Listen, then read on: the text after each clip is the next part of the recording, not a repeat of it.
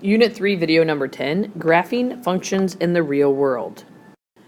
Alright, Bob receives a gift card from the City Museum. It costs him per visit. A function related to the values of the gift card, v to the number of visits in, is v of n equals 100 minus 15n. And they asked me to do the following things.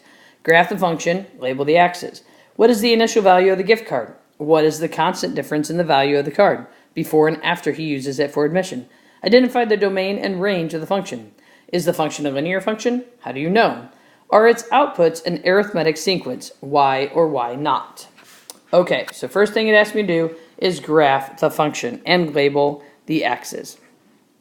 So, gonna make me a graph. Down here is the number of visits.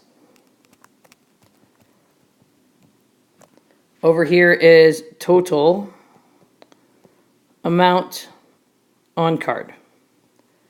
Okay, so I went ahead and counted up to 100. Yep, had to make sure I was looking at my paper there, sorry.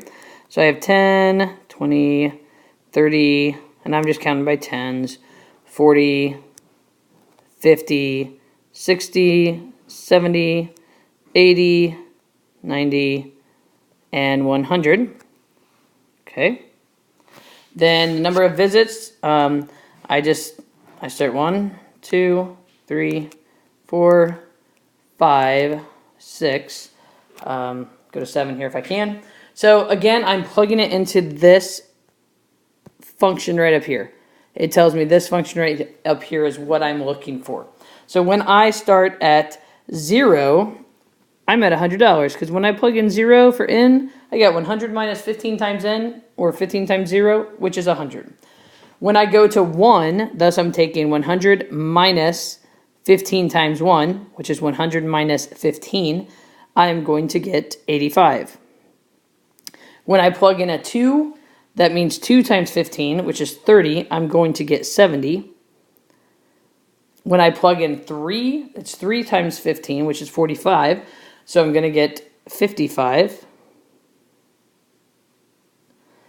Keep going here. When I plug in a 4, 4 times 15 is 60. 100 minus 60 is 40.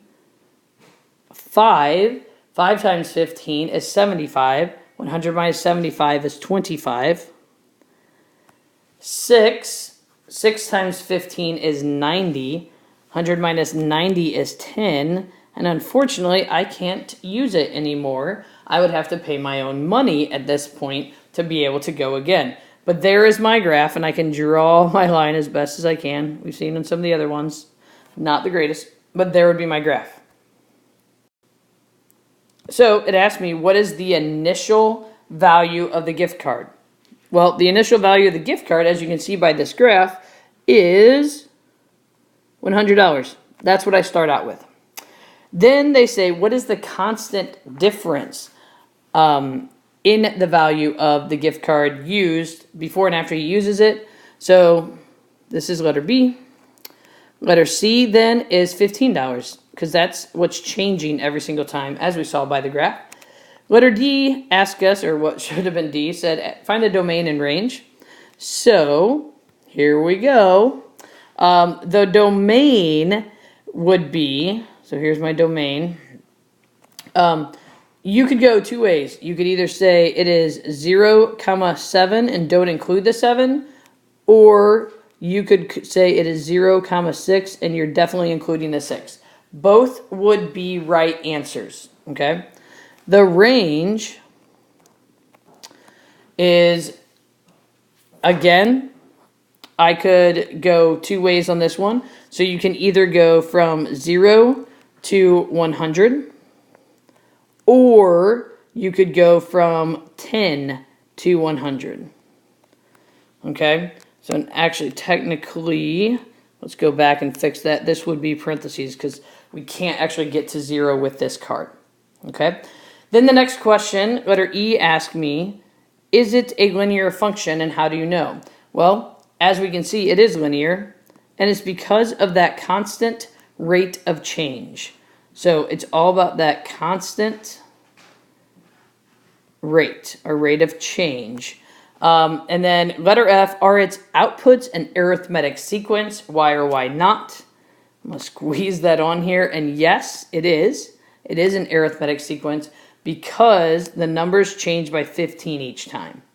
Okay, so there's that common difference of 15 is what they're changing by each time. All right, Dr. Cheney received a gift card to his favorite Mexican restaurant. A function relating the value of the gift card V to the number of visits in is V of n equals 80 minus 20n. So like the similarity to the other problem, they want us to graph the function, label the axes and scales.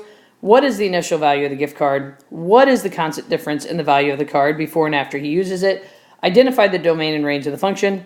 Is the function a linear function? How do you know? And are its outputs an arithmetic sequence, Y or Y not? So first things first, we're going to graph. So here's my graph.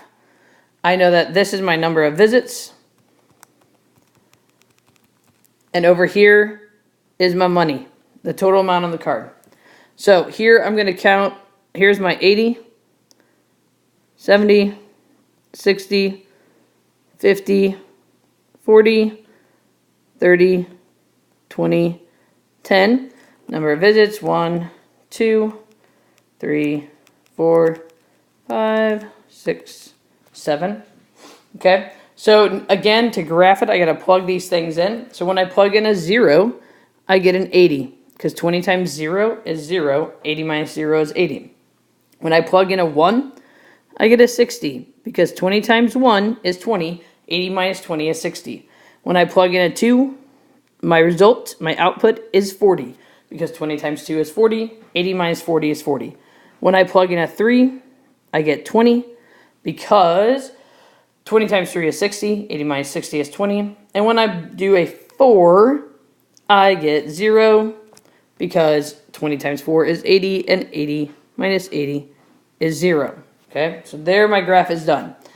Then I go on here to answer these other questions. And B says, what is the initial value of the gift card? Well, as we can see from the graph, the initial value of the gift card is $80. C, what is the constant difference in the value of the card before and after he uses it? So what's changing each time? $20. That's what's changed. That's the slope. Technically, it's a negative 20 in this case. Okay. Letter D says, let's identify the domain and range. Okay. So my domain, this one's easier than the other one, is simply 0 to 4. And I'm including it because I included both of them. And my range is from 0 to 80, because again, that's my Y values. Okay. Letter E asks me, is the function a linear function? How do you know? It's linear. And again, it's linear because we have a constant rate. Constant rate is the reason why it's linear. It's going down by the same every time. Okay. And then F, are its outputs an arithmetic sequence, Y or Y not? Yes, because the numbers change by 20 each time, or for that common difference is 20. It's changing by the same amount each time, so that makes it an arithmetic sequence.